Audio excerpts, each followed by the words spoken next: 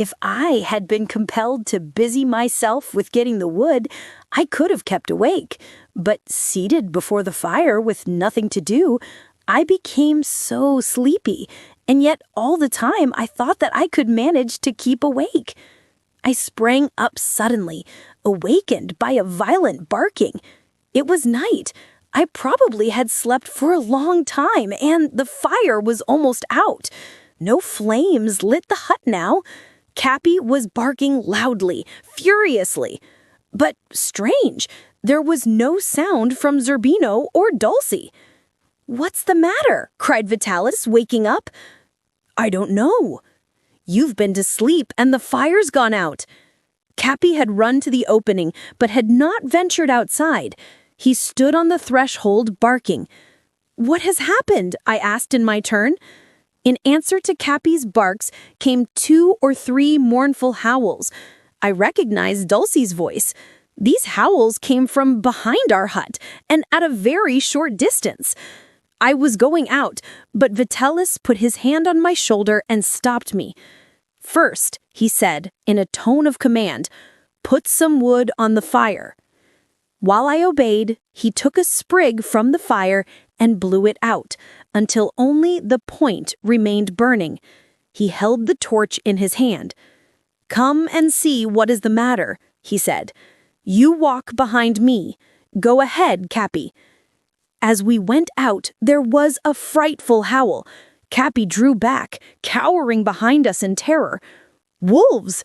Where are Zerbino and Dulcie?" What could I say? The 2 dogs must have gone out while I slept. Zerbino had waited until I was asleep and then had crept out, and Dulcie had followed him. The wolves had got a hold of them. There was fear in my master's voice when he asked for the dogs. "Take a torch," he said. "We must go to their aid." In our village, I had heard them tell terrible stories of wolves, yet I could not hesitate. I ran back for a torch, then followed my master. But outside, we could see neither dogs nor wolves. On the snow, we could see only the imprint of the 2 dogs' paws. We followed these traces around the hut. Then, at a certain distance, we could see a space in the snow which looked as though some animals had been rolling in it. "Go and look for them, Capi," said my master. At the same time, he whistled to attract Zerbino and Dulcie. But there was no barking in reply. No sound disturbed the mournful silence of the forest. And Capi, instead of running off as he was told, kept close to us, giving every sign of fear. Capi, who was usually so obedient and brave. There was not sufficient light for us to follow the imprints any distance. The snow around us was dazzling, but beyond seemed all vague and obscure. Again, Vitali whistled and shouted for the missing dogs. There was no answering bark. "Ah, poor Zerbino, poor Dulcie." "The wolves have got them," said Vitali. "Why did you let them go out?" "Yes, why?" I had nothing to say. "We must go and look for them," I said after a pause. I went before him, but he stopped me. "Where will you look for them?" he asked. "I don't know. Everywhere." "We can't tell in this dim light where they have gone." That was true, and the snow came up above our knees. Our 2 torches together could not penetrate the shadows. "If they do not reply, it is because they are a long way off," he said. "We must not go on. The wolves might attack us also. We cannot defend ourselves." It was dreadful to have to leave the poor dogs to their fate. Our 2 friends particularly to me. And the terrible part of it was that I knew that I was responsible. If I had not slept, they would not have gone out. My master had turned back to the hut. I followed, looking back at each step, stopping to listen. I heard nothing, and saw nothing but the snow. When we reached the hut, another surprise awaited us. The branches that I had thrown on the fire were aflame and lit up the darkest corners of the cabin, but Pretty Heart was nowhere to be seen. His coverlets were there before the fire, but he was not in them. I called. Vitalis called, but he did not appear. My master said that when he awoke, the monkey was beside him, so it was while we were out that he had disappeared. With our burning torches held down to the snowy earth, we started out to look for him. We found no trace of him. We returned to the hut to see if he were hidden behind some faggots. We searched for a long time. 10 times we looked in the same place, the same corners. I climbed up on Vitalis' shoulders to look amongst the branches of which the roof was made. We called again and again, but there was no answer. Vitalis seemed angry. I was in despair. I asked my master if he thought that the wolves could have taken him also. "No," he said. "The wolves would not dare come into the hut. I am afraid they got Zerbino and Dulcie when they went out, but they did not come in here." It is quite likely that Pretty Heart was terrified and has hidden himself somewhere while we were outside. That is why I'm so anxious. In this terrible weather, he will catch cold, and cold is fatal for him. Well, let us keep on looking. We went over the ground again, but all in vain. "We must wait till day," said Vitalis. "When will it be day?" "In 2 or 3 hours, I think." Vitalis sat down before the fire with his head in his hands. I did not dare disturb him. I stood quite close to him, only moving occasionally to put some branches on the fire.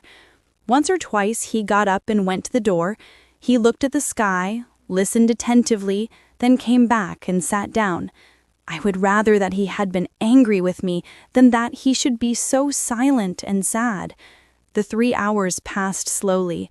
It seemed that the night would never end. The stars were fading from the heavens, the sky was getting lighter, day was breaking. But as morning came, the cold grew more intense. The air which came through the door froze us to the bone. If we did find Pretty Heart, would he be alive? The snow had quite stopped falling now, and there was a pinkish light in the sky which foretold fine weather. As soon as it was quite light, Vitalis and I, armed with a stout stick, left the hut. Capi did not appear so terrified as he had been the night before. With his eyes fixed on his master, he only waited for a sign from him to rush forward. As we were examining the ground for Pretty Heart's footprints, Capi threw back his head and began to bark joyfully. He signified that we must look up, not on the ground. In the great oak standing by the hut, we found him. Poor Pretty Heart! Frightened by the howling of the dogs, he had jumped onto the roof of the cabin when we had gone out, and from there he had climbed to the top of an oak, where, feeling that he was in a safe place, he had remained crouching without replying to our calls. The poor little frail creature, he must be frozen. My master called him gently. He did not move. We thought that he was already dead. For several minutes Vitalis continued to call him, but the monkey gave no sign of life. My heart ached with remorse. How severely I was being punished. I must atone. "I'll go up and get him," I said. "You'll break your neck." "No, there is no danger. I can do it easily." That was not true. There was danger. It was very difficult, for the large tree was covered with ice and snow. When I was quite small, I had learned to climb trees, and I was quite an adept in this art. I jumped and caught hold of the lowest branches. I held on to these, and although blinded by the snow that fell in my eyes, I managed to climb up the trunk to the stronger branches. Once up there, I had only to be careful not to lose my footing. As I climbed, I spoke softly to Pretty Heart. He did not move, but looked at me with shining eyes. I had almost reached him and was about to stretch out my hand when, with a spring, he had jumped to another branch. I followed him to this branch, but men, alas, and even youngsters, are very inferior to monkeys when it comes to climbing trees. It is quite possible that I should never have caught him if the snow had not wet his feet. He did not like this and soon got tired of dodging me. Then, letting himself drop from branch to branch, he jumped straight onto his master's shoulders and hid himself inside his coat. It was a great thing to have found Pretty Heart, but that was not all. Now we had to look for the dogs. It was day now, and easy for us to see what had happened. In the snow, we read the death of our dogs. We followed their footprints for 30 yards. They had come out of the hut, one behind the other, Dulcie following Zerbino. Then we saw other footprints. On one side there were signs of a struggle where the wolves had sprung upon the dogs, and on the other sides were the footprints of the wolves where they trotted off, carrying their prey with them to be devoured at their leisure. There was no trace of the dogs except a red trail of blood which here and there stained the snow. The 2 poor dogs had gone to their death while I slept. We had to get busy as quickly as possible with warming Pretty Heart. We hurried back to the hut. While Vitalis held out the little creature's feet and hands to the fire as one holds a tiny baby, I warmed his coverlets and we rolled him up in them. But he needed more than the coverlets. He needed a warm drink. My master and I sat by the fire, silent, watching the wood burn. Poor Zerbino. Poor Dulcie. Each of us murmured these words, first he, then I. The dogs had been our friends, our companions in good and bad fortune, and to me in my loneliness they had meant so much. How deeply I reproached myself for not having kept watch. The wolves would not have come to attack us in our cabin. They would have stayed in the distance, frightened by the fire. If only Vitalis would have scolded me. I wished that he would beat me, but he said nothing. He did not even look at me. He sat with his head bent over the fire, probably wondering what would become of us without the dogs. Chapter 14. The Death of Pretty Heart. The sun came out brightly. Its rays fell on the white snow, and the forest, which the night before had looked so bleak and livid, was now dazzling with a radiancy that blinded the eyes. Several times Vitalis passed his hand under the coverlet to feel Pretty Heart, but the poor little monkey did not get warmer, and when I bent over him, I could hear him shivering and shaking. The blood in his veins was frozen. "We must get to a village or Pretty Heart will die," said Vitalis. "Let us start at once." His wrappings were well heated, and the little creature was rolled in them. My master placed him under his vest, next his heart. We were ready. "This was a shelter," said Vitalis, looking round the hut as we were going out, "that has made us pay dearly for its hospitality." His voice trembled. He went out first, and I followed in his footsteps. When we were gone a few yards, we had to call to Capi. Poor dog, he had remained standing outside the hut, his nose turned to the spot where his companions had been taken by the wolves. 10 minutes later, we reached the main road. We passed a cart. The driver told us that within an hour we should reach a village. This was encouraging, yet it was difficult, even painful, to walk. The snow came up to my waist. Many times I asked Vitalis after Pretty Heart. Each time he told me that he was still shivering. At last we saw the white roofs of a fair-sized village. We were not in the habit of putting up at the better-class inns. We always chose a poor place, where we were sure we should not be driven away, and where they would not take all we had. But this time Vitalis went into an inn where a beautiful sign hung outside the kitchen door. The door was open, and we could see the great stove covered with shining copper saucepans from which the steam was rising. Ah, how good that soup smelled to the famished wanderers! My master, putting on his most gentlemanly airs, and with his hat on his head and his head thrown back, asked the landlady for a good bed and a fire. At first, the landlady, who was a fine-looking woman, had not condescended to notice us, but Vitalis's grand manner evidently impressed her. She spoke to a maid and told her to take us up to a room. "Quick, get into bed," said Vitalis, while the servant was lighting the fire. I looked at him in astonishment. Why go to bed? I would rather sit down and eat something than go to bed. "Quick, hurry up," repeated Vitalis. There was nothing to do but to obey. There was an eider-down quilt on the bed. Vitalis pulled it right up to my chin. "Try and get warm," he said. "The warmer you are, the better."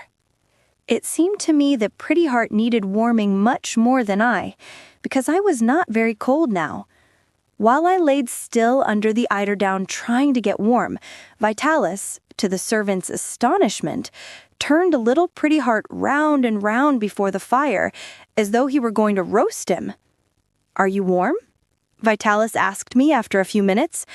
"I'm suffocating." "That's right." He came to the bed quickly. He put Pretty Heart in, telling me to hold him close to my chest. The poor little animal, who always rebelled when he was made to do something that he did not want, seemed resigned to everything. He let me hold him close to my body without making a movement.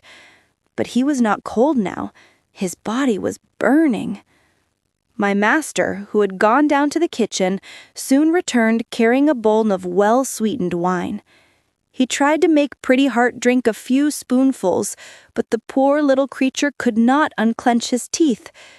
With his brilliant eyes, he looked at us imploringly, as though to ask us not to torment him. Then he drew one arm from under the covers and held it out to us. I wondered what he meant. I looked inquiringly at Vitalis, who explained. Before I had met them, Pretty Heart had had inflammation of the lungs, and they had had to bleed him, taking the blood from his arm. Knowing that he was sick now, he wanted us to bleed him so that he could get better as before. Poor little monkey. Vitalis was touched to the heart, and this made him still more anxious. It was evident that Pretty Heart was ill, and he must be very ill indeed to refuse the sugared wine that he liked so much. "Drink the wine, Rémi, and stay in bed," said Vitalis. "I'll go for a doctor." I must admit that I also liked sugared wine, and besides, I was very hungry. I did not let him tell me twice to drink it. After I had emptied the bowl, I slid down under the eiderdown again, where the heat, aided by the wine, nearly suffocated me. Vitalis was not gone long. He soon returned, bringing with him a gentleman wearing gold-rimmed spectacles, the doctor. Thinking that the doctor might not put himself out for a monkey, Vitalis had not told him who was his patient. When he saw me in bed, as red as a tomato, the doctor put his hand on my forehead and said at once, "Congestion." He shook his head with an air which augured nothing good. Anxious to undeceive him for fear he might bleed me, I cried, "Why, I'm not ill." "Not ill? Why, the child is delirious." I lifted the quilt a bit and showed him Pretty Heart, who had placed his little arm around my neck. "He's the one that's ill," I said. "A monkey," he exclaimed, turning angrily to Vitalis. "You've brought me out in such weather to see a monkey." Our master was a smart man who was not easily ruffled. Politely and with his grand air, he stopped the doctor. Then he explained the situation, how he had been caught in the snowstorm, and how through fear of the wolves, Pretty Heart had jumped up in an oak tree where he had been almost frozen to death. The patient might be only a monkey, but what a genius and what a friend and companion to us! How could we confide such a wonderful, talented creature to the care of a simple veterinary surgeon? Everyone knew that the village veterinary was an ass, while everyone knew that doctors were scientific men, even in the smallest village. If one rings at a door which bears a doctor's name, one is sure to find a man of knowledge and of generosity. Although the monkey is only an animal, according to naturalists, they are so near like men that often an illness is treated the same for one as for the other. And was it not interesting, from a scientific point of view, to study how these illnesses differed? The doctor soon returned from the door where he had been standing. Pretty Heart, who had probably guessed that this person wearing the spectacles was a physician, again pushed out his arm. "Look," cried the Tallis, "he wants you to bleed him." That settled the doctor. "Most interesting, a very interesting case," he murmured. Alas, after examining him, the doctor told us that poor little Pretty Heart again had inflammation of the lungs. The doctor took his arm and thrust a lancet into a vein without him making the slightest moan. Pretty Heart knew that this ought to cure him. After the bleeding, he required a good deal of attention. I, of course, had not stayed in bed. I was the nurse, carrying out Vitalis's instructions. Poor little Pretty Heart, he liked me to nurse him. He looked at me and smiled sadly. His look was quite human. He who was usually so quick and petulant, always playing tricks on one of us, was now quiet and obedient. In the days that followed, he tried to show us how friendly he felt towards us, even to Capi, who had so often been the victim of his tricks. As in the usual trend of inflammation of the lungs, he soon began to cough. The attacks tired him greatly, for his little body shook convulsively. All the money which I had, 5 sous, I spent on sugar sticks for him, but they made him worse instead of better. With his keen instinct, he soon noticed that every time he coughed, I gave him a little piece of sugar stick. He took advantage of this and coughed every moment in order to get the remedy that he liked so much. And this remedy, instead of curing him, made him worse. When I found out this trick, I naturally stopped giving him the candy, but he was not discouraged. First, he begged for it with an appealing look. Then, when he saw that I would not give it to him, he sat up in his seat and bent his little body with his hand on his stomach and coughed with all his might. The veins in his forehead stood out, the tears ran from his eyes, and his pretense at choking, in the end, turned to a dreadful attack over which he had no control. I had to stay at the inn with Pretty Heart while my master went out alone. One morning, upon his return, he told me that the landlady had demanded the sum that we owed her. This was the first time that he had ever spoken to me about money. It was quite by chance that I had learned that he had sold his watch to buy my sheepskin. Now he told me that he only had 50 sous left. The only thing to do, he said, was to give a performance that same day. A performance without Zerbino, Dulcie, or Pretty Heart. Why, that seemed to me impossible. "We must get 40 francs at once," he said. "Pretty Heart must be looked after. We must have a fire in the room and medicine, and the landlady must be paid.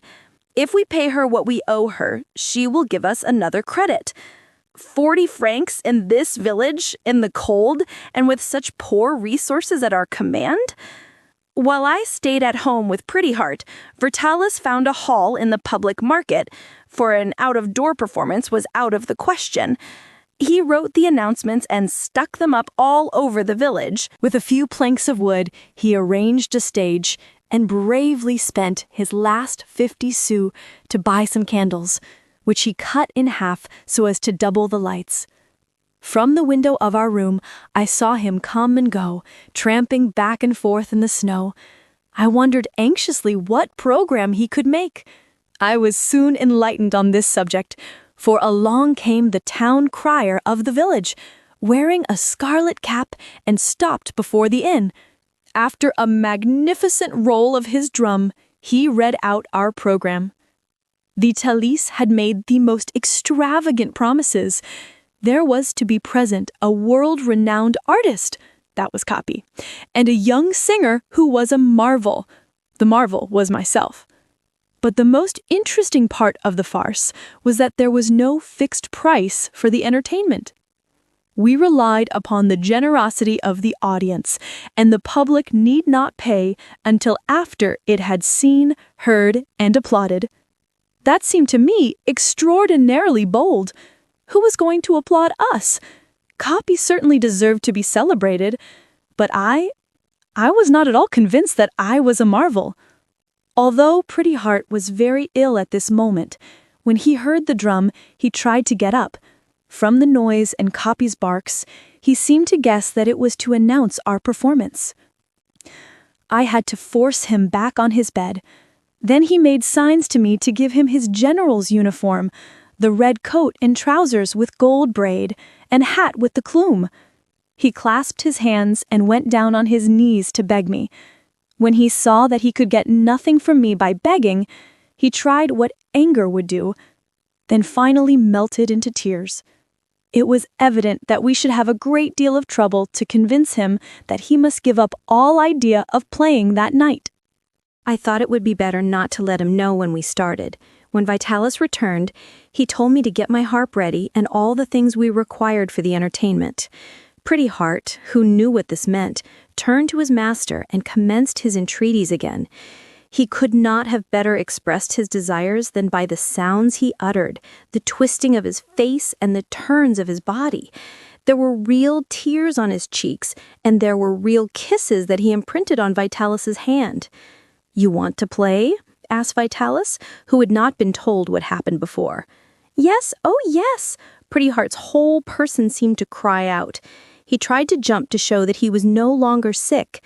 We know very well that if we took him out, it would be his death. It was time for us to start. Before going, I made up a good fire and wrapped Pretty Heart up in his coverlets. He cried again and embraced me as much as he could. Then we started. As we tramped through the snow, my master told me what he expected of me.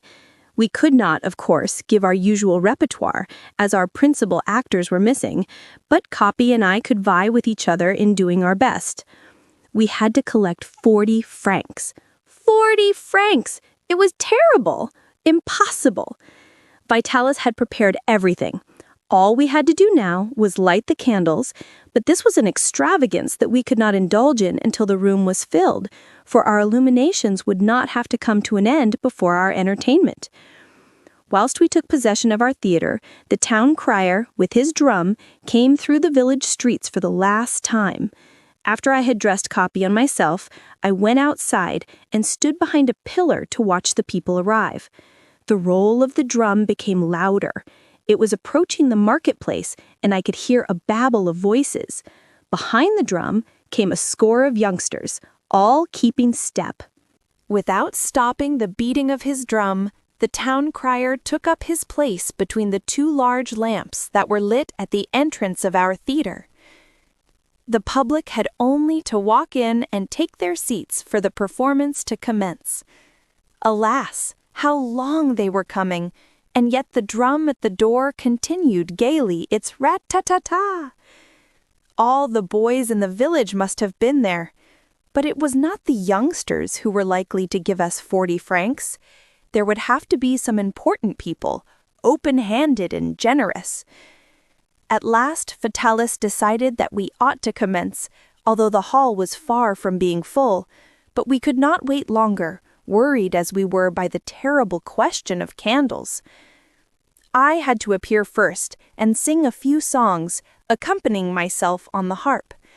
I must confess, the applause that I received was very weak. I had never thought very much of myself as an entertainer, but the marked coolness with which the audience received my efforts discouraged me. If I did not please them, they would certainly not give us anything. It was not for the glory that I was singing, it was for poor Pretty Heart. Ah, how I wanted to stir this public, to make them enthusiastic. But I could see only too well that they did not consider me a marvel. Capi was more successful. He received several encores. Thanks to Capi, the entertainment ended in a burst of applause. Not only did they clap their hands, but they stamped their feet. The decisive moment had arrived. While Capi, with the cup in his jaws, ran through the audience, I danced a Spanish dance on the stage, with Vitalis playing an accompaniment. Would Capi collect 40 francs? That was the question which made my heart beat, while I smiled at the public in my pleasantest manner. I was out of breath, but I still continued to dance, for I was not to stop until Capi had returned. He did not hurry himself. When he found that he did not receive a coin, he placed his paw against the person's pocket. At last I saw him about to return and thought that I might stop, but Vitalis made me a sign to go on. I continued to dance, and going a few steps nearer Capi, I saw that the cup was not full, far from it. Vitalis had also seen this. Bowing to the audience, he said, "Ladies and gentlemen, I think that, without flattering ourselves, we have conscientiously carried out our program. Yet, as our candles are still burning, I will, if the public wishes, sing some songs myself. Our dog, Capi, will make another quest, and those who have not yet given will perhaps give this time. Please have your money ready." Although Vitalis had been my teacher, I had never really heard him sing, or at least not as he sung that evening. He selected 2 songs, an air from Joseph and one from Richard the Lion-Hearted. Although I was only a little boy and was no judge as to whether one sang with technique or without, Vitalis' singing stirred me strangely. I went into a corner of the stage, for my eyes filled with tears as I listened to his beautiful notes. Through a mist, I saw a young lady who occupied the first row clap her hands with all her might. I had already noticed that she was not a peasant like the rest of the people in the hall.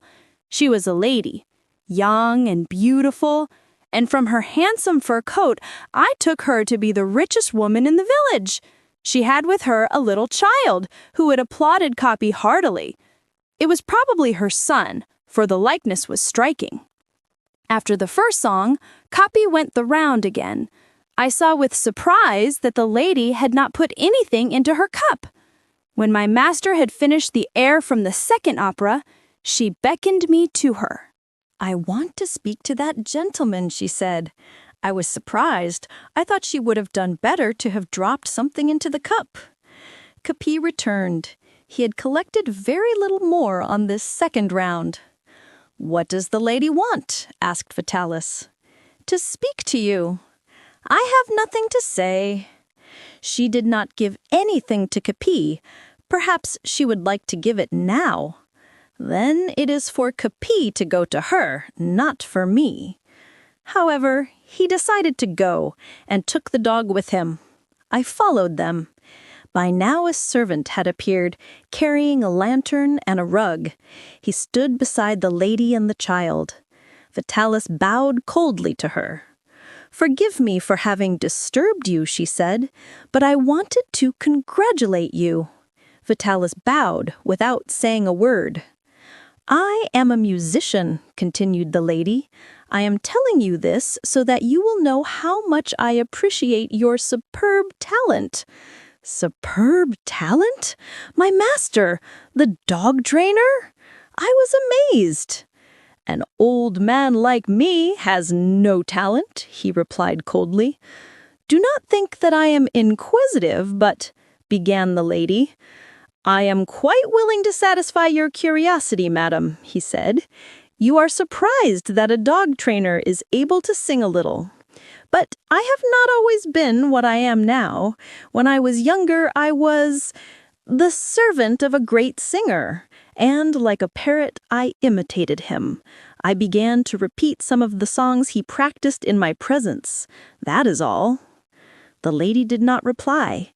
She looked hard at Vitalis. He seemed embarrassed.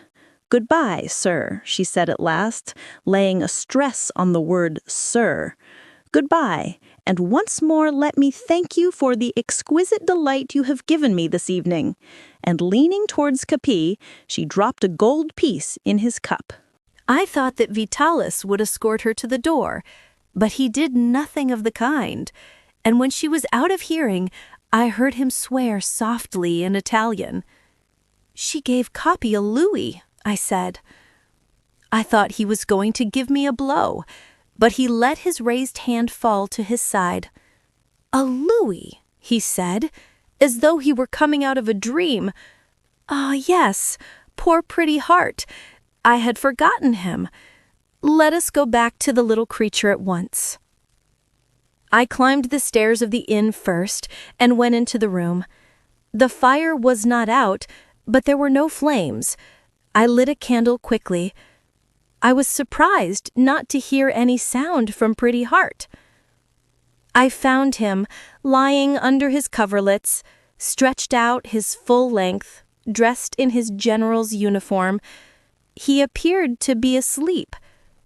I leaned over him and took his hand gently to wake him up. His hand was cold. Vitalis came into the room. I turned to him. Pretty Heart is cold, I said. My master came to my side and also leaned over the bed. He is dead, he said. It was to be. Ah, Rémi, boy, I did wrong to take you away from Mrs. Milligan. I am punished. Zerbino, Dulcie, and now Pretty Heart. And this is not the end. Chapter 15. Faithful Friends. We were still a long way from Paris. We had to go by roads covered with snow and walk from morning till night, the north wind blowing in our faces. How sad and weary were those long tramps. Vitalis walked ahead, I at his heels, and Capi behind me. Thus, in line, we went onward, without exchanging a word for hours and hours, faces blue with cold, feet wet, stomachs empty. The people who passed us on the way turned around to gaze at us. Evidently, they thought it strange. Where was this old man leading his child and the dog? The silence seemed terrible to me and so sad. I would like to have talked just for company, but when I did venture to make a remark, Vitalis replied briefly, without even turning his head. Fortunately, Capi was more sociable, and as I trudged along, I often felt his warm tongue on my hand. He licked me as much to say, "Your friend, Capi, is here with you." Then I stroked him gently, without stopping. We understood each other. We loved each other. On the slippery snow, we went straight ahead, without stopping, sleeping at night in a stable or in a sheepfold, with a piece of bread, alas, very small, for our meal in the evening. This was our dinner and supper in one. We did not tell the shepherds that we were dying of hunger, but Vitalis, with his usual cleverness, would say insinuatingly that the little chap was very fond of sheep's milk, because when he was a baby, he used to drink it. This story did not always take effect, but it was a good night for me when it did. Yes, I was very fond of sheep's milk, and when they gave me some, I felt much stronger the next day. It seems strange to me that as we neared Paris, the country ceased to be beautiful. The snow was not white and dazzling now. I had heard what a wonderful place Paris was, and I expected something extraordinary. I did not know exactly what. I should not have been surprised to see trees of gold, streets of marble, palaces everywhere. What were we, poor things, going to do when we reached Paris? I wanted to question Vitalis, but I did not dare. He seemed so gloomy. When we were in sight of the roofs and the church towers of the capital, he slackened his step to walk beside me. "Rémi," he said suddenly, "we are going to part when we get to Paris." I looked at him. He looked at me. The sudden pallor of my face and the trembling of my lips told him what effect his words had on me. For a moment I could not speak. "Going to part," I murmured at last. "Poor little chap, yes, we must part." The tone in which he said this brought the tears to my eyes. It was so long since I had heard a kind word. "Oh, you are so good," I cried. "It is you who are good, you brave little heart. There comes a time in one's life when one feels these things. When all goes well, one goes along through life without thinking much who is with one. But when things go wrong, when one is on the wrong track, and above all, when one is old, one wants to lean on somebody. You may be surprised that I have wanted to lean on you, and yet it is so. But only to see that your eyes are moist as you listen to me comforts me, little Rémi. I am very unhappy. I did not know what to say. I just stroked his hand. And the misfortune is that we have to part just at the time when we are getting nearer to each other. But you're not going to leave me all alone in Paris? I asked timidly. No, certainly not. What would you do in the big city all by yourself, poor child? I have no right to leave you, remember that. The day when I would not let that good lady take you and bring you up as her son, that day I bound myself to do the best I could for you. I can do nothing at this moment, and that is why I think it is best to part. It is only for a time. We can do better if we separate during the last months of the bad season. What can we do in Paris with all gone but Capi? Hearing his name mentioned, dear Capi came beside us. He put his paw to his ear in military salute, then placed it on his heart as though to tell us that we could count on his devotion. My master stopped to pass his hand affectionately over the dog's head. Yes, Capi, you're a good, faithful friend.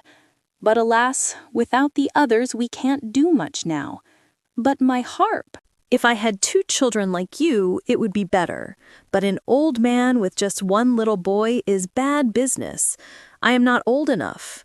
Now, if I were only blind or broken down, I am not in a pitiful state enough for people to stop and notice us. So, my boy, I have decided to give you to a padrone until the end of the winter. He will take you with other children that he has, and you will play your harp. And you? I asked. I am known in Paris. I have stayed there several times. I will give violin lessons to the Italian children who play on the streets. I have only to say that I will give lessons to find all the pupils I want. And, in the meantime, I will train 2 dogs that will replace poor Zerbino and Dulcie. Then, in the spring, we will be together again, my little Rémi. We are only passing through a bad time now. Later, I will take you through Germany and England. Then you will grow big and your mind will develop. I will teach you a lot of things and make a man of you. I promised this to Mrs. Milligan. I will keep my promise. That is the reason why I have already commenced to teach you English. You can speak French and Italian. That is something for a child of your age. Perhaps it was all for the best, as my master said. But I could only think of 2 things. We were to be parted, and I was to have a padrone. During our wanderings, I had met several padrones who used to beat the children who worked for them. They were very cruel, and they swore, and usually they were drunk. Would I belong to one of those terrible men? And then, even if fate gave me a kind master, it was another change. First my foster mother, then Vitalis, then another. Was it to be always so? Should I never find anyone that I could love and stay with always? Little by little, I had grown attached to Vitalis. He seemed almost what I thought a father would be. Should I never have a father? Have a family? Always alone in this great world? Nobody's boy? Vitalis had asked me to be brave. I did not wish to add to his sorrows, but it was hard, so hard to leave him. As we walked down a dirty street with heaps of snow on either side, covered with cinders and rotten vegetables, I asked, "Where are we?" "In Paris, my boy." Where were my marble houses, and the trees of gold, and the finely dressed people? Was this Paris? Was I to spend the winter in a place like this, parted from Vitalis and Capi? Chapter 16. The Padrone. Although I knew later how beautiful was the city of Paris, the slums, being my first glimpse, created anything but a favorable impression. Vitalis, who seemed to know his way, pushed through the groups of people who obstructed his passage along the narrow street we had just turned down. "Mind you don't lose me," cautioned Vitalis. But his warning was not necessary, for I trod upon his heels, and to be more sure of him, I held a corner of his coat in my hand. We crossed a big courtyard to a dirty, dismal house where surely the sun had never penetrated. It was the worst-looking place I had seen so far. "Is Garofoli in?" asked Vitalis of a man who, by the light from a lantern, was hanging rags against the door. "I don't know. Go up and see for yourself," he growled. "The door's at the top of the stairs. It faces you." "Garofoli is the padron, Rémi, I told you about," said Vitalis. "This is where he lives." The street, the house, the staircase was not in the nature to reassure me. What would this new master be like? Without knocking, Vitalis pushed open the door at the top of the stairs, on the top floor, and we found ourselves in a large attic. There was a great empty space in the middle of the room, and all around the walls were beds, a dozen in all. The walls and ceiling that had once been white were now filthy with smoke, dust, and dirt. On the walls was a drawing of a head in charcoal and some flowers and birds. "Are you there, Garofoli?" asked Vitalis. "It is so dark I can't see anyone. It's Vitalis." A weak, drawling voice replied to Vitalis' question.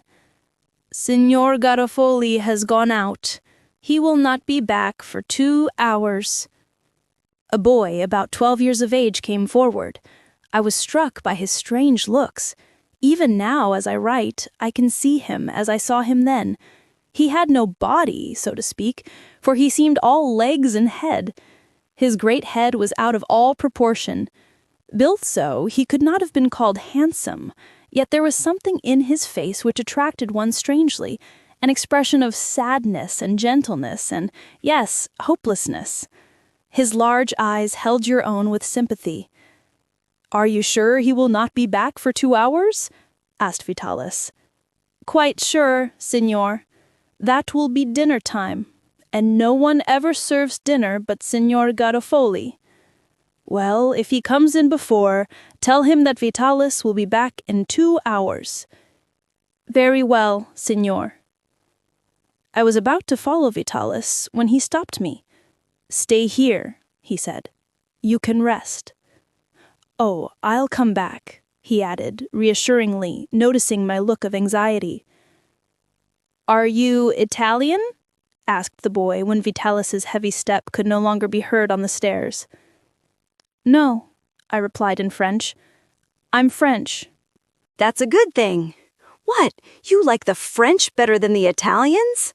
Oh no, I was thinking of you when I said that's a good thing, because if you were Italian, you would probably come here to work for Signor Garofoli, and I'd be sorry for you.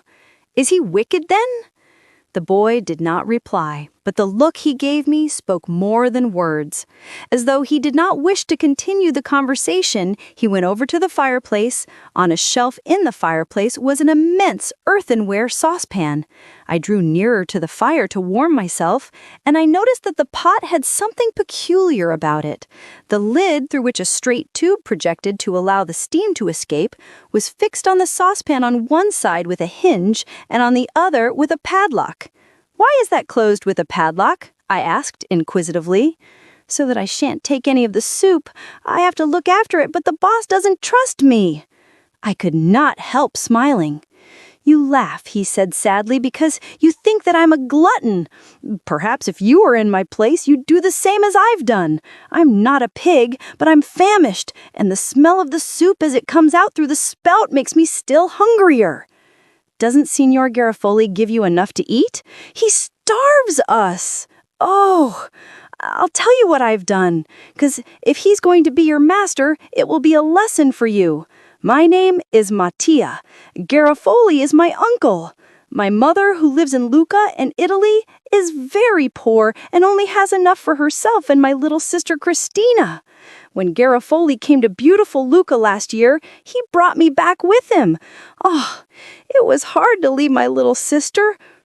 Signor Garofoli has a lot of boys here. Some of them are chimney sweeps, others rag pickers, and those who are not strong enough to work sing in the streets or beg.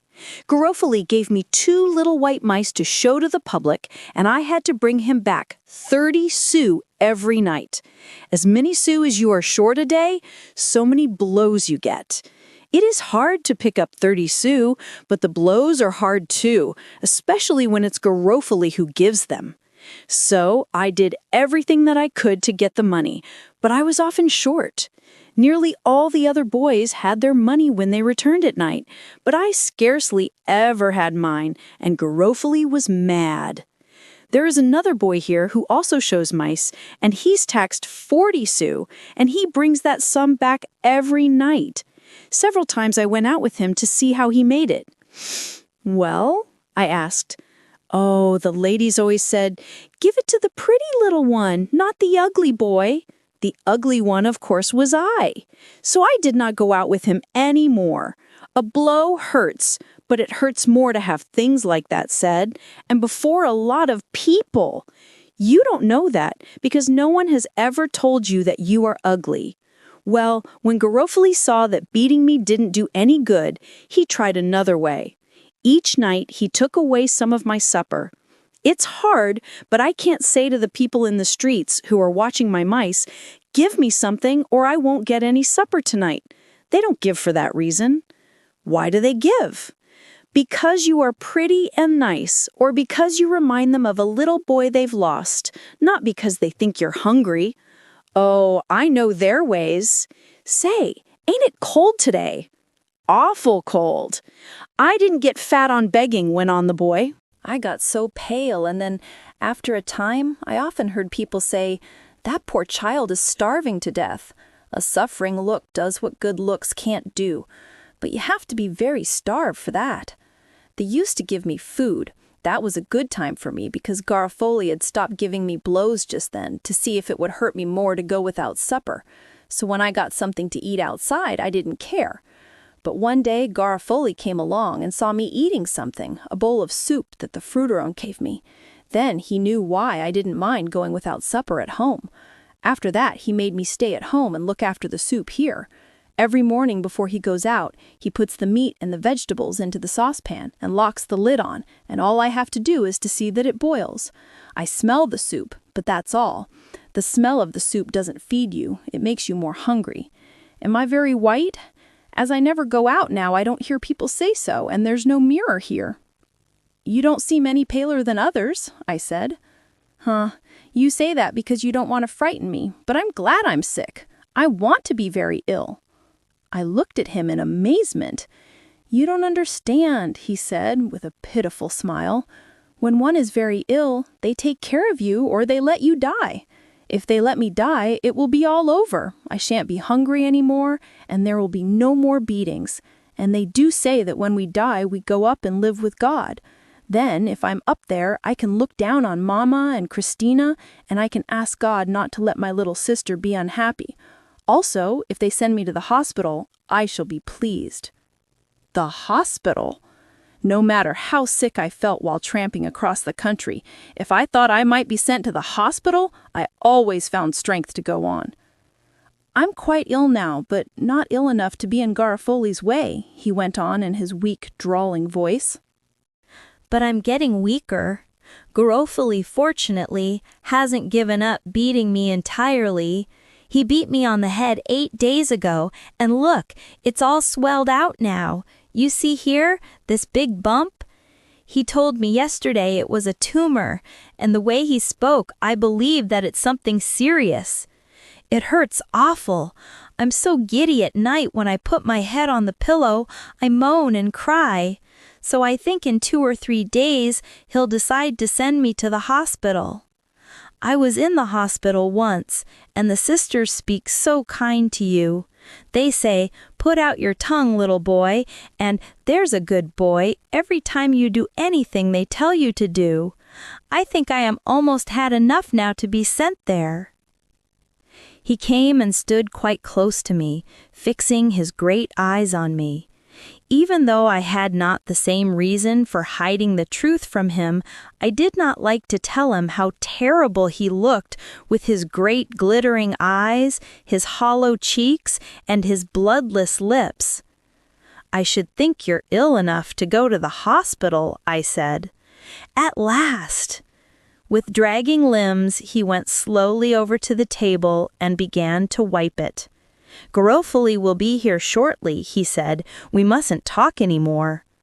Wearily, he went round the table, placing the plates and spoons. I counted 20 plates, so Garofoli had 20 boys.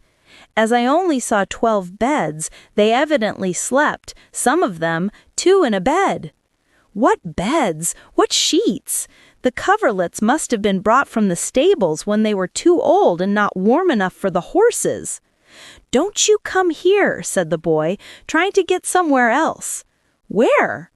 "I don't know. No matter where, you'd be better than here." The door opened and a child came into the room. He carried a violin under his arm and a big piece of wood in his hand. "Give me that bit of wood," said Mattia, going up to the child, but the little fellow held the piece of wood behind his back. "No," he said. "Give it me for the fire. The soup will be better." "Do you think I brought it for the soup? I've only made 36 sous today, and I thought this bit of wood might save me a beating.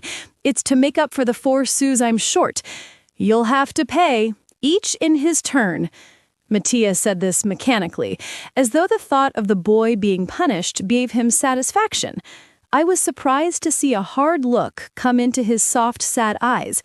I knew later that if you live with wicked people, you get to be like them in time. One by one, the boys returned. Each one, as he came in, hung his instrument on a nail above his bed. Those who were not musicians, but simply exhibitors of trained animals, put their mice and guinea pigs into a cage. Then a heavy step sounded on the stairs, and a little man, wearing a gray overcoat, came into the room. It was Garofoli. The moment he entered, he fixed his eyes on me with a look that scared me. Mattia quickly and politely gave him Vitalis's message. "Ah, so Vitalis is here. What does he want?" "I don't know," replied Mattia. "I'm not speaking to you. I'm speaking to this boy. He is coming back and he will tell you himself what he wants," I replied. "Ah, here's a little fellow who knows the value of words. You're not Italian?" "No, I'm French."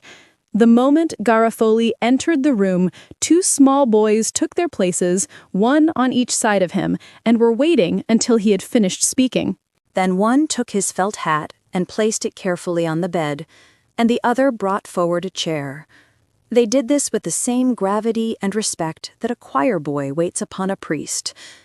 When Garofoli was seated, another little boy brought him a pipe stuffed with tobacco, and a fourth offered him a lighted match.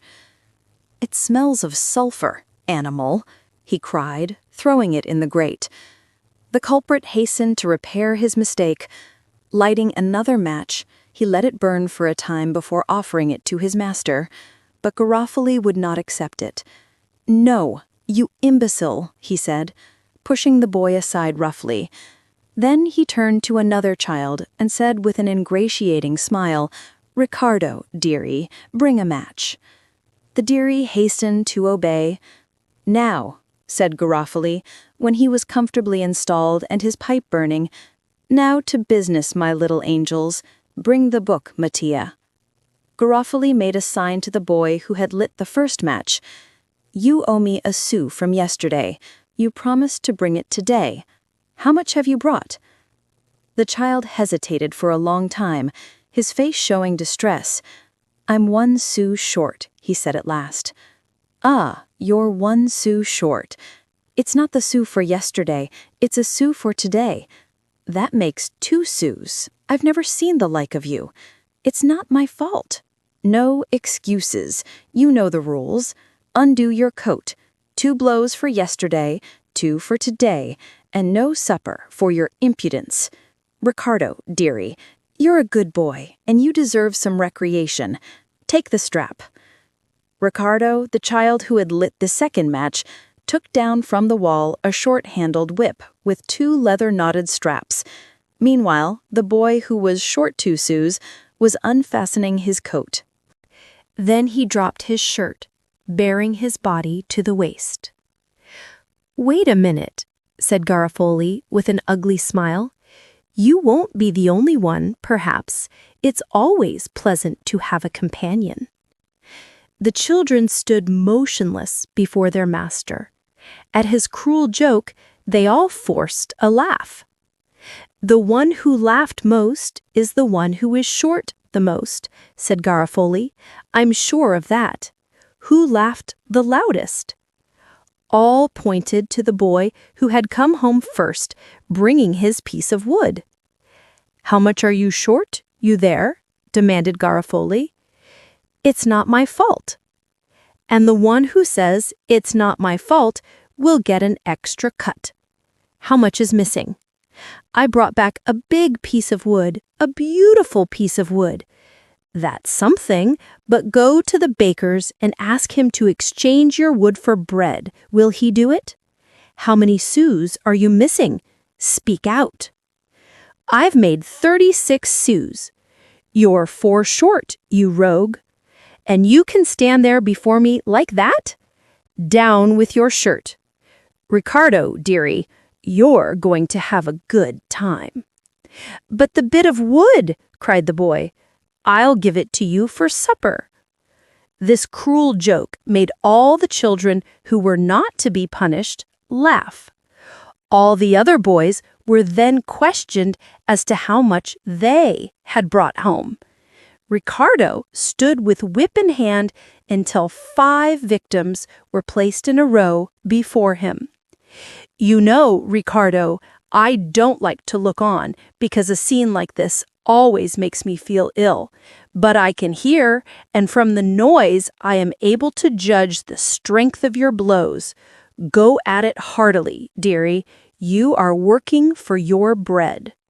He turned towards the fire as though it were impossible for him to witness this chastisement. I, in my corner, trembled with indignation and fear. This was the man who was going to be my master. If I did not bring him back the 30 or 40 sous that he demanded of me, I should have to be whipped by Ricardo. I understood now how Mattia could speak of death so calmly. The first lash of the whip, as it cut into the flesh, made the tears spring to my eyes. I thought that I was forgotten, but I made a mistake. Garofoli was looking at me out of the corner of his eye. "There's a boy with a heart," he said, pointing to me. "He is not like you other rogues. You laugh when you see your comrades suffer. Take this little comrade for an example." I trembled from head to foot. Their comrade. At the second blow, the victim uttered a wail. At the third, a piercing shriek. Garofoli lifted his hand. Ricardo stopped with raised whip. I thought Garofoli was going to show mercy, but it was not so. "You know how much it hurts me to hear you cry," said Garofoli, gently, addressing the victim. "You know that if the whip tears your skin, your cries pierce my heart. So then I warn you that for each cry, you will receive another slash, and it will be your own fault. If you have any affection or gratitude, you will keep silent. Go on, Ricardo." Ricardo raised his arm, and the strap curled on the backs of the victims. "Oh, Mama! Mama!" cried one. Thank God, I saw no more of this frightful torture, for at this moment the door was thrown open and Vitalis entered. In a glance, he understood all. He had heard the shrieks while climbing the stairs. Running to Ricardo, he snatched the whip from him, then wheeling around upon Garofoli, he stood before him with folded arms. It all happened so quickly that for a moment I was dumbfounded. But Garofoli quickly recovered himself and said gently, "Isn't it terrible? That child has no heart." "Shame, it's a shame," cried Vitalis. "That is just what I say," murmured Garofoli. "Stop that," commanded Vitalis. "It's you, not the child. What a cowardly shame to torture these poor children who cannot defend themselves. Don't you meddle in what does not concern you, you old fool," cried Garofoli, changing his tone. "It concerns the police," retorted Vitalis. "You threaten me with the police, do you?" cried Garofoli. "Yes, I do," replied my master, nowise intimidated by the bully's fury. "Ah, Vitalis, so you'll talk. Well, I can talk also. Your affairs do not concern me, but there are others who are interested in you, and if I say one name, who will have to hide his head in shame?" My master was silent. Shame? His shame? I was amazed, but before I had time to think, he had taken me by the hand. "Come, Rémi," he said, and he drew me to the door. "Oh!" cried Garofoli, now laughing. "I thought you wanted to talk to me, old fellow." "I have nothing to say to you." Then, without another word, we went down the stairs, he still holding me tightly by the hand. With what relief I followed him! I had escaped from that tyrant. If I had dared, I would have thrown my arms around Vitalis's neck. Chapter 17. Poor Vitalis. While we were in the street, Vitalis said not a word. But soon we came to a narrow alley, and he sat down on a milestone and passed his hand several times across his forehead. "It may be fine to listen to the voice of generosity," he said, as though speaking to himself. "But now we're in the gutters of Paris, without a sou, not a bite to eat. Are you hungry?" he asked, looking up at me. "I haven't eaten anything since that little roll you gave me this morning." Poor child. And you'll have to go to bed tonight without supper. And where are we going to sleep? Did you count on sleeping at Garofoli's then?" "I counted upon you sleeping there. And as he would have given me 20 francs for you for the winter, I could have managed for the time being. But seeing the way he treated those children, I could not give you to him." "Oh, you are so good." "Perhaps in this old, hardened vagabond, there is still a bit of the young man's heart left. This old vagabond calculated shrewdly, but the young man still in him upset all." "Now where to go?" he murmured. It was already late, and the cold had increased. It was going to be a hard night. For a long time, Vitalis sat on the stone, Capi and I stood silently before, waiting until he had come to some decision. Finally, he rose. "Where are we going?" "To Gentili, to try and find a race course where I've slept sometimes." "Are you tired?" "I rested at Garofoli's." "The pity is I haven't rested, and I can't do much more. But we must get along. Forward, march! Children!" This was his good humor signal for the dogs and myself when we were about to start. But this night, he said it sadly. Here we were, wandering in the streets of Paris. The night was dark, and the gas jets, which flickered in the wind, lit the alleys but dimly. At each step we slipped on the ice-covered pavement. Vitalis held me by the hand, and Capi followed at our heels. From time to time, the poor dog stopped behind to look amongst a heap of garbage, to see if he could find a bone or a crust, for he was, so hungry. But the garbage was covered with frozen snow, and he searched in vain. With drooping ears, he trotted on to catch up with us. After the big streets, more alleys. After the alleys, more big streets. We walked on and on. The few pedestrians that we met stared at us in astonishment. Was it our costumes? Was it the tired way we plodded along which arrested their attention? The policeman that we passed turned round and followed us with a glance. Without saying a word, Vitalis tramped on, his back almost bent double, but despite the cold, his hand burned in mine. It seemed to me that he was trembling. Sometimes, when he stopped to lean for a minute against my shoulder, I felt all his body shaken with trembling. Ordinarily, I would not dared have questioned him, but I felt I must tonight. Besides, I had a great wish to tell him how much I loved him, or at least that I wanted to do something for him. "You are ill?" I said, when he stopped again. "I'm afraid so. Anyway, I'm very tired. This cold is too severe for my old blood. I need a good bed and a supper before a fire. But that's a dream. Forward, march, children." Forward march? We had left the city behind us. We were now in the suburbs. We saw no people or policemen or street lights, only a lighted window here and there, and over our heads the dark blue sky, dotted with a few stars. The wind, which blew more bitter and more violently, stuck our clothing to our bodies. Fortunately, it was at our backs, but as the sleeves of my coat were all torn near the shoulders, it blew in and slipped along my arms, chilling me to the bone. Although it was dark, and the streets continually crossed each other, Vitalis walked like a man who knows his way, and was perfectly sure of his road. So I followed, feeling sure that we should not lose ourselves. Suddenly, he stopped. "Do you see a group of trees?" he asked. "I don't see anything." "You don't see a big black mass?" I looked on all sides before answering. I saw no trees or houses. Space all around us. There was no other sound save the whistle of the wind.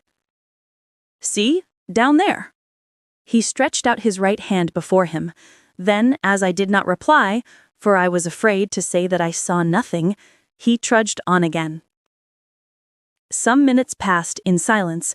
Then he stopped once more and asked me if I did not see a group of trees. A vague fear made my voice tremble when I replied that I saw nothing. "It is fear, my boy, that makes your eyes dance. Look again."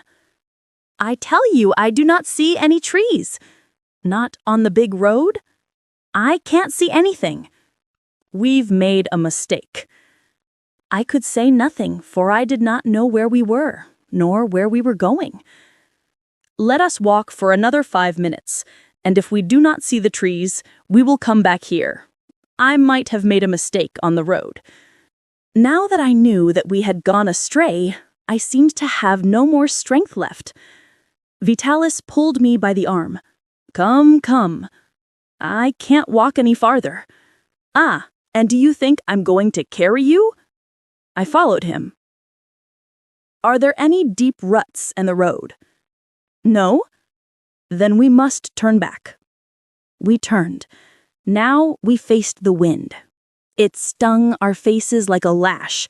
It seemed that my face was being scorched with a flame. "We have to take a road leading from the crossroads," said my master feebly. "Tell me when you see it." For a quarter of an hour we went on, struggling against the wind. In the doleful silence of the night, the noise of our footsteps echoed on the dry, hard earth.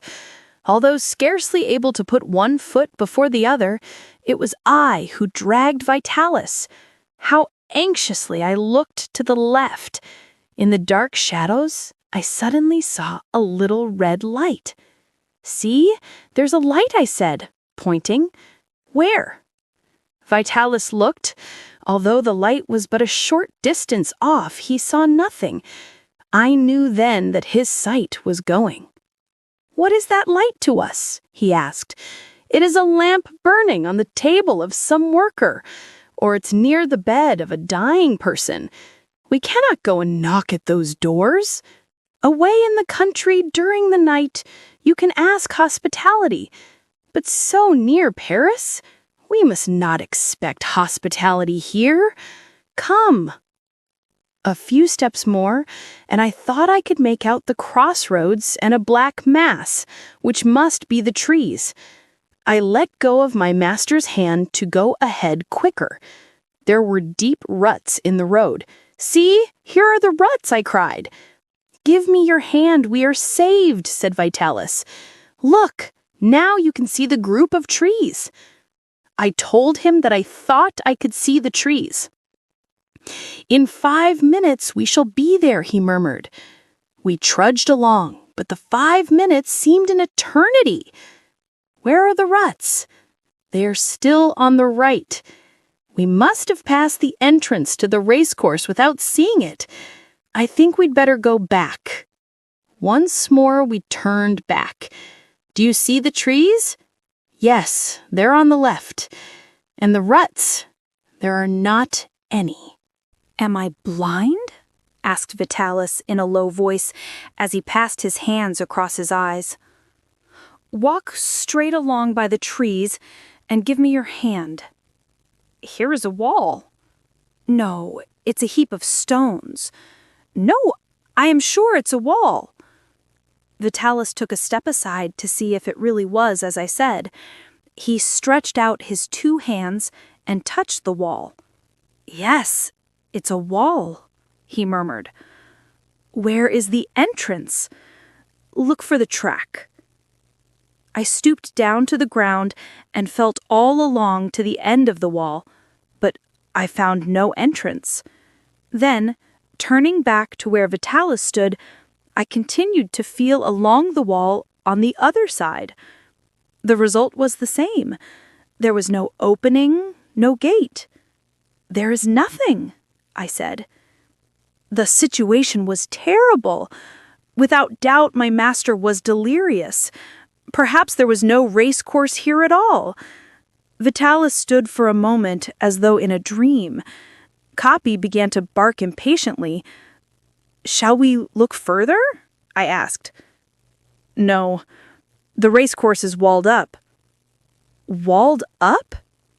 "Yes, they have closed the opening, and it is impossible for us to get inside." "Well, then, what to do, eh?" "I don't know." "Die here." "Oh, master, master!" "Yes, you don't want to die. You're so young. Life seems good to you. Let us walk on. Can you still walk a bit further, my child?" "Oh, but you!" "When I can go no farther, I shall fall down like an old horse." "Where shall we go?" "Return to Paris.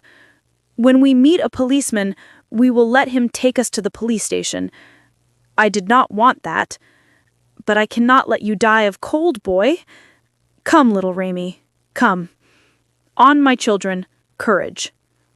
We turned back the same way that we had come. What time was it? I had no idea. We had walked for hours, a long, long time, and so slowly. Perhaps it was midnight or 1 o'clock. The sky was still a somber blue, without moon, and with but few stars, and the few that had appeared seemed to me to be smaller than usual. The wind had increased. The snow beat in our faces. The houses that we passed were closed for the night.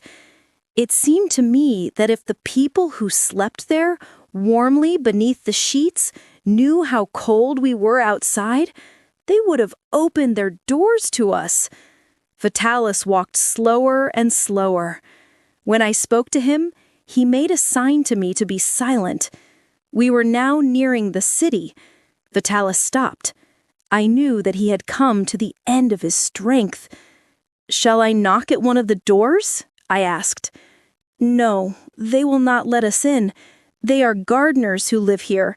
They supply the market. They would not get up at this hour to take us in. Let us go on." But he had more will than strength. After a moment, he stopped again. "I must rest a little," he said feebly. "I can't go on." There was a gate leading to a big garden. The wind had blown a lot of straw that covered a manure heap near the gate into the street. "I am going to sit here," said Vitalis. "You said that if we sat down, we should get too cold to get up again." He made no reply, but signed for me to heap up the straw against the door. Then he fell, rather than sat down upon it. His teeth chattered, and all his body shook. "Bring some more straw," he said. "With a lot of straw, we can keep the wind from us." The wind, yes, but not the cold. When I had gathered up all the straw that I could, I sat down beside Vitalis. "Come quite close to me," he said, "and lift Capi on your lap. He will give you some warmth from his body." Vitalis was ill. Did he know how ill? As I crept close up against him, he bent over and kissed me. That was the second time he had kissed me. Alas, it was the last. Scarcely had I cuddled up against Vitalis than I felt my eyes close. I tried to keep them open, but I could not.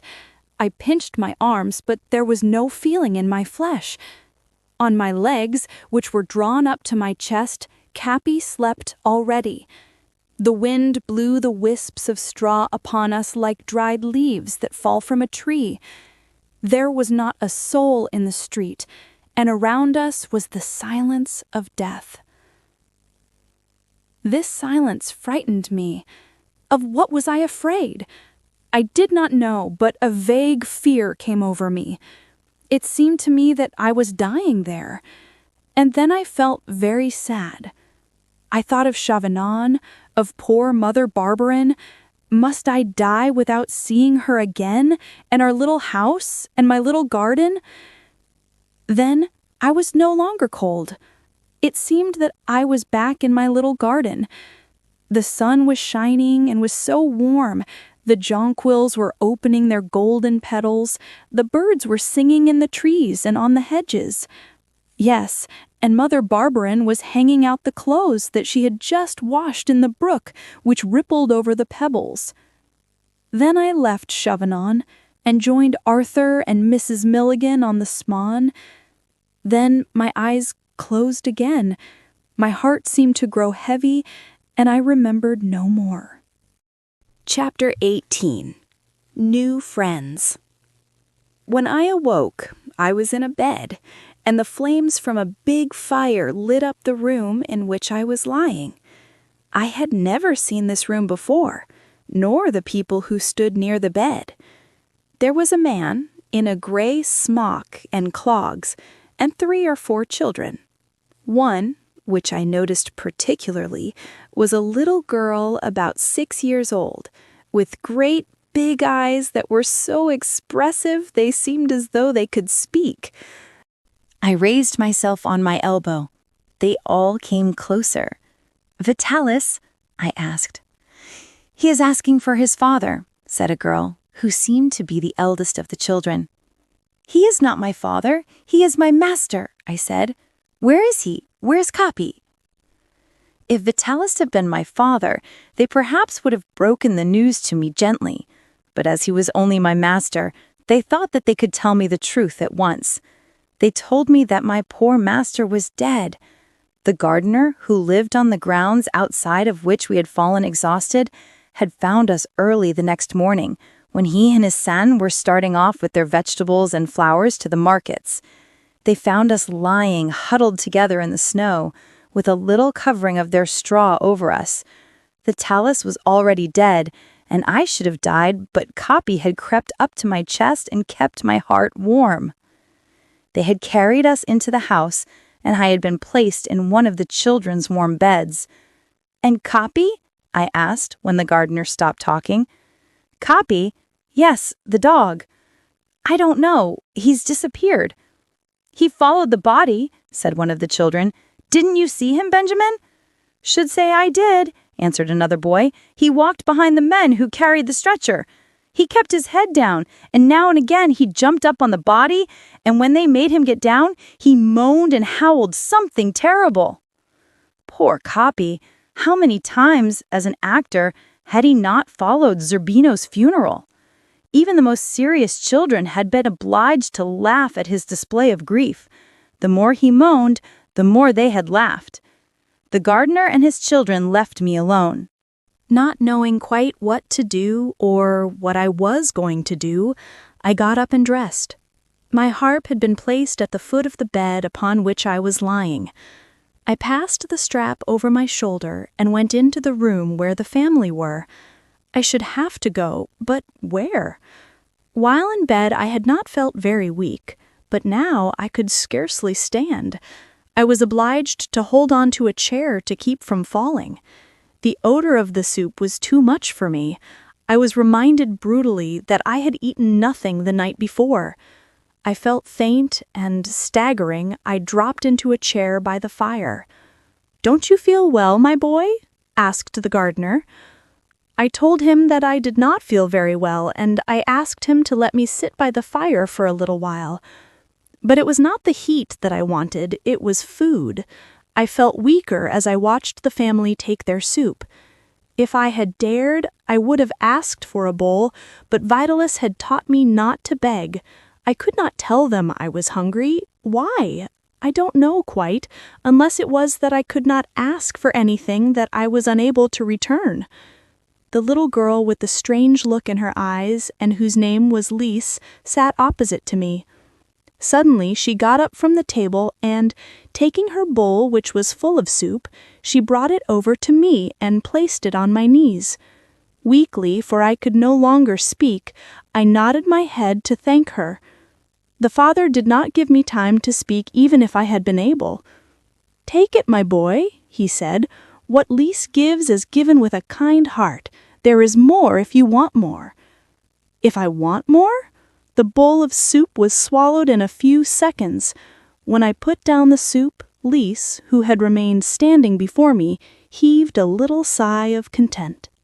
Then she took my bowl and held it out to her father to have it refilled, and when it was full she brought it to me with such a sweet smile that in spite of my hunger I sat staring at her without thinking to take it from her.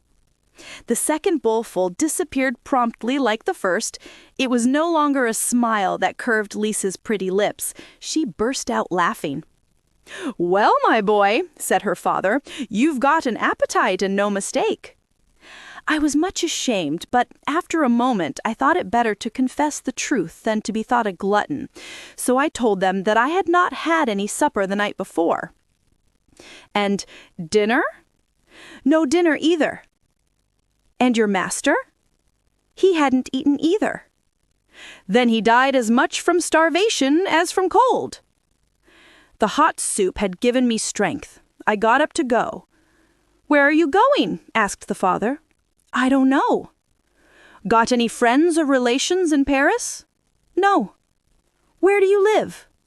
"We hadn't any home. We only got to the city yesterday." "What are you going to do then?" "Play my harp and get a little money." "In Paris? You had better return to your parents in the country. Where do they live?" "I haven't any parents. My master bought me from my foster parents. You have been good to me, and I thank you with all my heart, and if you like, I'll come back here on Sunday and play my harp while you dance." While speaking, I had walked towards the door, but I had only taken a few steps when Lise, who followed me, took my hand and pointed to my harp. "You want me to play now?" I asked, smiling at her. She nodded and clapped her hands. Although I had no heart to play, I played my prettiest waltz for this little girl. At first, she listened with her big, beautiful eyes fixed on me. Then she began to keep time with her feet, and very soon was dancing gaily round the kitchen, while her brothers and sisters watched her. Her father was delighted. When the waltz was finished, the child came and made me a pretty curtsy. I would have played for her all day, but the father thought she had danced enough, so, instead, I sang the Neapolitan song that Vitalis had taught me. Lise stood opposite me, moving her lips as though repeating the words. Then, suddenly, she turned round and threw herself into her father's arms, crying. "That's enough music," said the father. "Isn't she a silly?" said the brother named Benjamin, scoffingly. "First she dances and then she cries." "She's not so silly as you," retorted the elder sister, leaning over the little one affectionately. "She understands." While Lise cried on her father's knee, I again strapped my harp to my shoulder and made for the door. "Where are you going?" asked the gardener. "Wouldn't you like to stay here and work? It won't be an easy life. You'll have to get up very early in the morning and work hard all day. But you may be sure that you won't have to go through what you did last night. You will have a bed and food, and you will have the satisfaction of knowing that you have earned it. And if you're a good boy, which I think you are, you will be one of the family." Lise turned around, and through her tears, she looked at me and smiled. I could hardly believe what I heard. I just stared at the gardener. Then Lise jumped off her father's knee and came up and took my hand. "Well, what do you say, boy?" asked the father. "A family! I should have a family! I should not be alone." The man I had lived with for several years, who had been almost a father to me, was dead, and dear, good Capi, my companion and friend, whom I loved so much, was lost. I had thought that all was over for me, and here was this good man offering to take me into his family. Life would begin again for me. He said he offered me food and lodging, but what meant more to me was this home life which would be mine also. These boys would be my brothers. This pretty little Lise would be my sister. I would no longer be nobody's boy. In my childish dreams, I had more than once thought I might find my father and mother, but I had never thought that I should have brothers and sisters. And this was what was being offered to me. I quickly slipped the strap of my harp from off my shoulders. "There's his reply," said the father, laughing. "I can see by your face how pleased you are. No need for you to say anything. Hang your harp up there on the wall, and when you get tired of us, you may take it down and go on your way again. But you must do like the swallows. Choose your season to start on your flight. Don't go off in the depth of winter." My new family consisted of the father, whose name was Pierre Aachen, 2 boys, Alexei and Benjamin, and 2 girls, Etiennette, the elder, and Lise, the youngest of the family. Lise was dumb. She was not born dumb, but just before her 4th birthday, through an illness, she had lost the power of speech. This affliction, fortunately, had not impaired her intelligence.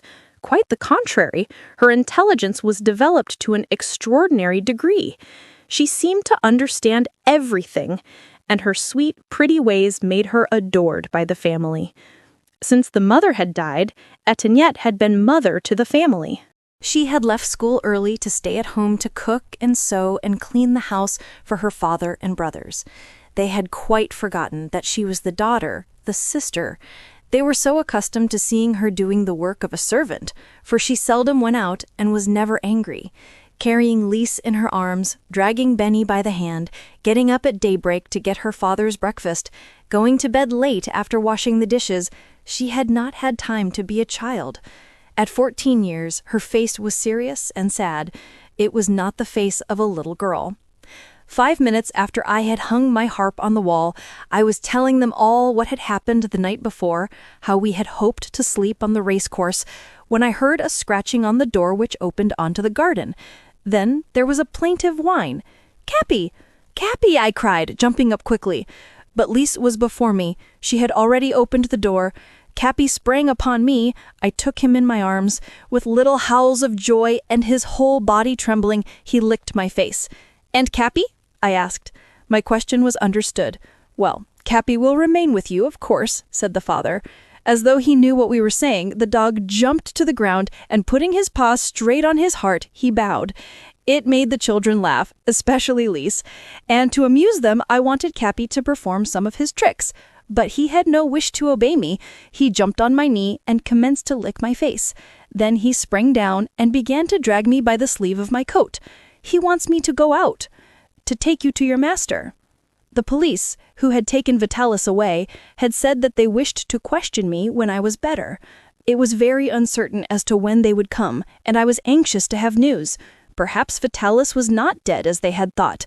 Perhaps there was still a spark of life left in my master's body. Upon seeing my anxiety, Monsieur Akin offered to take me to the police station.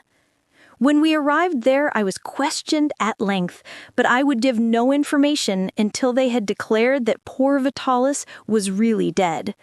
Then I told them what I knew. It was very little. Of myself, I was able to say that I had no parents and that Vitalis had hired me for a sum of money, which he had paid in advance to my foster mother's husband. "And now?" inquired the commissioner. "We are going to take care of him," interrupted my new friend. "That is, if you will let us." The commissioner was willing to confide me to his care and complimented him upon his kind act. It is not easy for a child to hide much from a police officer who knows his business. They very soon trap persons into telling what they wish to hide. This was so in my case. The commissioner had quickly gleaned from me all about Garofoli. "There is nothing to do but to take him to this chap, Garofoli," he said to one of his men. "Once in the street he mentions, he will soon recognize the house. You can go up with him and question the man." The three of us started. As the officer had said, we found the street and the house. We went up to the 4th floor. I did not see Mattia. He had probably been taken off to the hospital. Upon seeing the officer and recognizing me, Garofoli paled and looked frightened, but he soon recovered himself when he learned that they had only come to question him about Vitali. "So the old fellow's dead," he said. "You know him. Well, tell us all you can about him." "There is not much to tell. His name was not Vitali. He was Carlo Balzini, and if you had lived 35 or 40 years ago in Italy, that name alone would tell you all you want to know. Carlo Balzini was the greatest singer of the day. He sang in Naples, Rome, Milan, Venice, Florence, London, and Paris. Then came the time when he lost his magnificent voice, and as he could not be the greatest of singers, he would not dim his fame by singing on cheaper stages unworthy of his great reputation. Instead, he preferred to hide himself from the world and from all who had known him in his triumph. Yet he had to live. He tried several professions but could not succeed. Then finally, he took to training dogs. But in his poverty, he was still very proud, and he would have died of shame if the public could have known that the brilliant Carlo Balzini had sunk to the depths he had. It was just a matter of chance that I learned his secret. Poor Carlo Balzini. Dear, dear Vitalis. Chapter 19. Disaster. Vitalis had to be buried the next day, and M. Aquin promised to take me to the funeral. But the next day I could not rise from my bed, for in the night I was taken very ill. My chest seemed to burn like poor little Pretty Heart's after he had spent the night in the tree. The doctor was called in. I had pneumonia. The doctor wanted me sent to the hospital, but the family would not hear of it. It was during this illness that I learned to appreciate Etiennette's goodness. She devoted herself to nursing me. How good and kind she was during that terrible sickness. When she was obliged to leave me to attend to her household duties, Lise took her place. And many times in my delirium I saw little Lise sitting at the foot of my bed with her big eyes fixed on me anxiously. In my delirium I thought that she was my guardian angel, and I would speak to her and tell her of all my hopes and desires. It was from this time that I began to consider her as something ideal, as a different being from the other people I met. It seemed surprising that she could live in our life. In my boyish imagination, I could picture her flying away with big white wings to a more beautiful world. I was ill for a very long time. At night, when I was almost suffocating, I had to have someone to sit up with me. Then Alexei and Benny would take turns. At last, I was convalescent. And then it was Lise who replaced Etiennette, and walked with me down by the river. Of course, during these walks, she could not talk, but strange to say, we had no need of words. We seemed to understand each other so well without talking. Then came the day when I was strong enough to work with the others in the garden. I had been impatient to commence, for I wanted to do something for my kind friends who had done so much for me. As I was still weak, the task that was given to me was in proportion to my strength. Every morning, after the frost had passed, I had to lift the glass frames, and at night, before it got chilly, I had to close them again. During the day, I had to shade the wallflowers with straw coverings to protect them from the sun. This was not difficult to do, but it took all my time, for I had several hundred glasses to move twice daily. Days and months passed. I was very happy. Sometimes I thought that I was too happy. It could not last. Emma Keene was considered one of the cleverest florists round about Paris. After the wallflower season was over, other flowers replaced them. For many weeks, we had been working very hard, as the season promised to be an especially good one. We had not even taken a rest on Sunday, but as all the flowers were now perfect and ready for the approaching season, it was decided that, for a reward, we were all to go and have dinner on Sunday, August 5th, with one of M. Acan's friends, who was also a florist.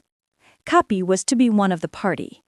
We were to work until 4 o'clock, and when all was finished, we were to lock the gates and go to our cruel. Supper was for 6 o'clock. After supper, we were to come home at once, so as not to be late in getting to bed. As Monday morning, we had to be up bright and early, ready for work.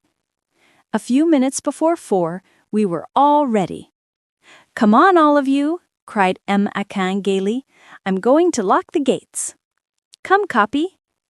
Taking Lise by the hand, I began to run with her. Capi jumped around us, barking.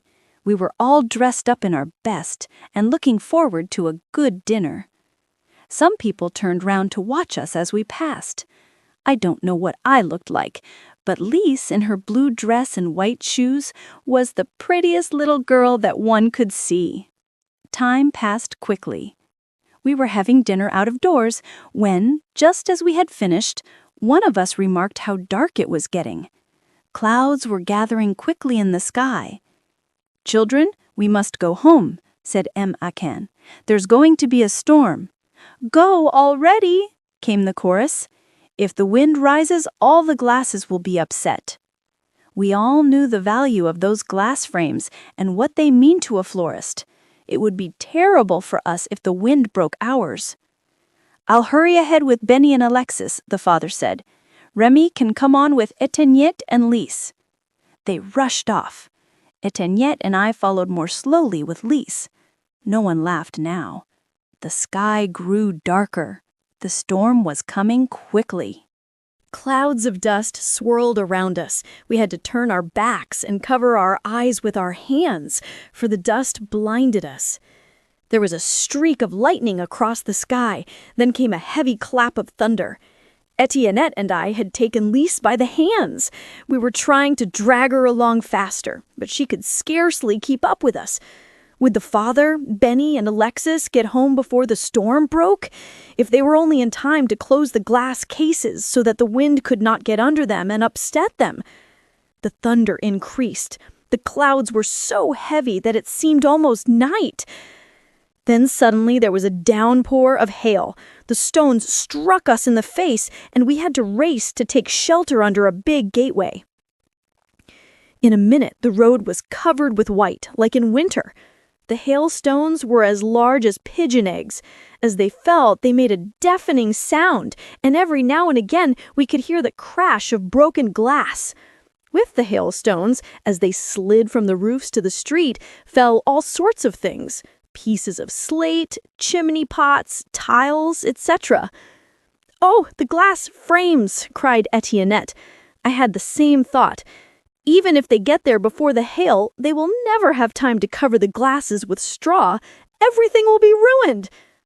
They say that hail only falls in places, I said, trying to hope still. Oh, this is too near home for us to escape. If it falls on the garden the same as here, poor father will be ruined. And he counted so much on those flowers. He needs the money so badly. I had heard that the glass frames cost as much as 1,800 francs 100, and I knew what a disaster it would be if the hail broke our 500 or 600, without counting the plants and the conservatories. I would like to have questioned Etiennette, but we could scarcely hear each other speak, and she did not seem disposed to talk. She looked at the hail falling with a hopeless expression, like a person would look upon his house burning. The hurricane lasted but a short while. It stopped as suddenly as it had commenced. It lasted perhaps 6 minutes. The clouds swept over Paris, and we were able to leave our shelter. The hailstones were thick on the ground. Lise could not walk in them in her thin shoes, so I took her on my back and carried her. Her pretty face, which was so bright when going to the party, was now grief-stricken, and the tears rolled down her cheeks. Before long we reached the house. The big gates were open, and we went quickly into the garden. What a sight met our eyes! All the glass frames were smashed to atoms.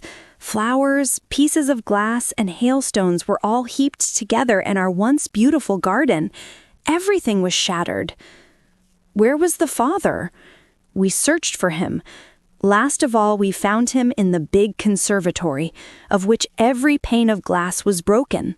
He was seated on a wheelbarrow in the midst of the debris which covered the ground. Alexei and Benjamin stood beside him silently. "My children, my poor little ones," he cried when we were all there. He took Lise in his arms and began to sob. He said nothing more. What could he have said? It was a terrible catastrophe, but the consequences were still more terrible. I soon learned this from Etiennette.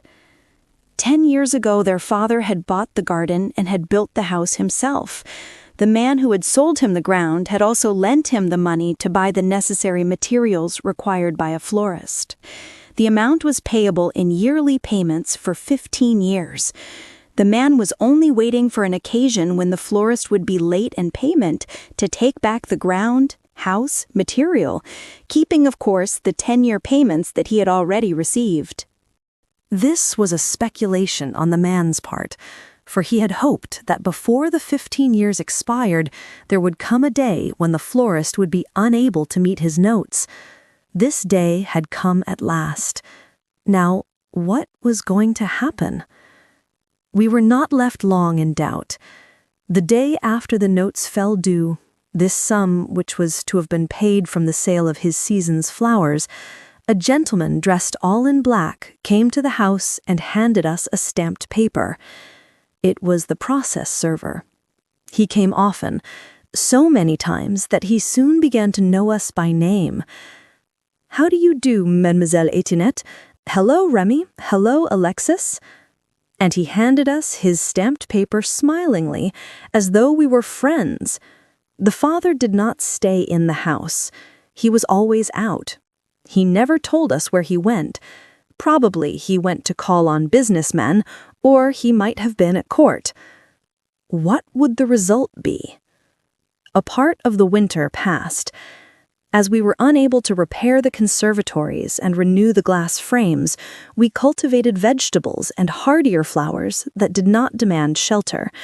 They were not very productive, but at least it was something, and it was work for us. One evening, the father returned home more depressed than usual. "Children," he said, "it is all over." I was about to leave the room, for I felt that he had something serious to say to his children. He signed to me to stop. "You are one of the family, Rémi," he said sadly, "and although you are not very old, you know what trouble is. Children, I am going to leave you." There was a cry on all sides. Lise flung her arms around her father's neck. He held her very tight. "Oh, it's hard to leave you, dear children," he said, "but the courts have ordered me to pay, and as I have no money, everything here has to be sold, And as that is not enough, I have to go to prison for 5 years. As I am not able to pay with my money, I have to pay with my liberty." We all began to cry. "Yes, it's sad," he continued brokenly, "but a man can't do anything against the law. My attorney says that it used to be worse than it is." There was a tearful silence. "This is what I have decided is the best thing to do," continued the father. "Rémi, who is the best scholar, will write to my sister Catherine and explain the matter to her and ask her to come to us. Aunt Catherine has plenty of common sense, and she will be able to decide what should be done for the best." It was the first time that I had written a letter, and this was a very painful one, but we still had a ray of hope. We were very ignorant children, and the fact that Aunt Catherine was coming and that she was practical made us hope that everything could be made right. But she did not come as soon as we had hoped.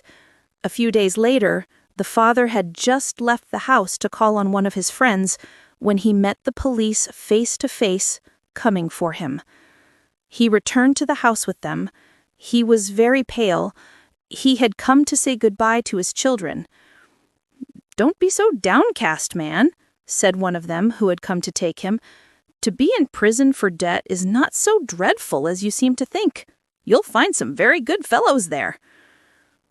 I went to fetch the 2 boys who were in the garden. Little Lise was sobbing. One of the men stooped down and whispered something in her ear, but I did not hear what he said. The parting was over very quickly. Mr. Akin caught Lise up in his arms and kissed her again and again. Then he put her down, but she clung to his hand. Then he kissed Etiennette and Alexis and Benny and gave Lise into her sister's care. I stood a little apart, but he came to me and kissed me affectionately, just like the others. And then they took him away. We all stood in the middle of the kitchen crying. Not one of us had a word to say. Aunt Catherine arrived an hour later. We were still crying bitterly. For a country woman who had no education or money, the responsibility that had fallen upon her was heavy. A family of destitute children, the eldest not yet 16, the youngest a dumb girl. Aunt Catherine had been a nurse in a lawyer's family. She at once called upon this man to ask his advice, and it was he who decided our fate. When she returned from the lawyers, she told us what had been arranged. Lise was to go and live with her. Alexis was to go to an uncle at Vars, Benny to another uncle who was a florist at St. Quentin, and Etiennette to an aunt who lived at the seashore. I listened to these plans, waiting until they came to me. When Aunt Catherine ceased speaking and I had not been mentioned, I said, "And me? Why, you don't belong to the family. I'll work for you. You're not one of the family. Ask Alexis and Benny if I can't work, and I like work. And soup also, eh? But he's one of the family. Yes, Aunt, he's one of the family," came from all sides. Lise came forward and clasped her hands before her aunt with an expression that said more than words. "Poor mite," said Aunt Catherine. "I know you'd like him to come and live with us, but we can't always get what we want. You're my niece, and if my man makes a face when I take you home, all I've to tell him is that you're a relation, and I'm going to have you with me.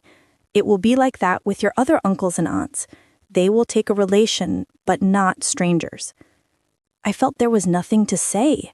What she said was only too true. I was not one of the family. I could claim nothing, ask nothing. That would be begging. And yet I loved them all, and they all loved me. Aunt Catherine sent us to bed after telling us that we were to be parted the next day. Scarcely had we got upstairs than they all crowded round me. Lise clung to me crying. Then I knew that in spite of their grief at parting from one another, it was of me that they thought. They pitied me because I was alone. I felt indeed then that I was their brother. Suddenly an idea came to me. "Listen," I said, "even if your aunts and uncles don't want me, I can see that you consider me one of the family." "Yes, yes," they all cried. Lise, who could not speak, just squeezed my hand and looked up at me with her big, beautiful eyes. "Well, I'm a brother, and I'll prove it," I said stoutly. "There's a job with Pernu. Shall I go over and speak to him tomorrow?" asked Etiennette. "I don't want a job. If I take a job, I shall have to stay in Paris, and I shan't see you again. I'm going to put on my sheepskin and take my harp and go first to one place and then to another where you are all going to live. I shall see you all one after the other, and I'll carry the news from one to the other, so you'll all be in touch. I haven't forgotten my songs nor my dance music, and I'll get enough money to live." Every face beamed. I was glad they were so pleased with my idea. For a long time we talked, then Etiennette made each one go to bed, but no one slept much that night, I least of all. The next day, at daybreak, Lise took me into the garden. "You want to speak to me?" I asked. She nodded her head. "You are unhappy because we are going to be parted? You need not tell me. I can see it in your eyes, and I am unhappy too." She made a sign that it was something else she wanted to say. "In 15 days, I shall be at Druthy, where you are going to live." She shook her head. "You don't want me to go to Druthy.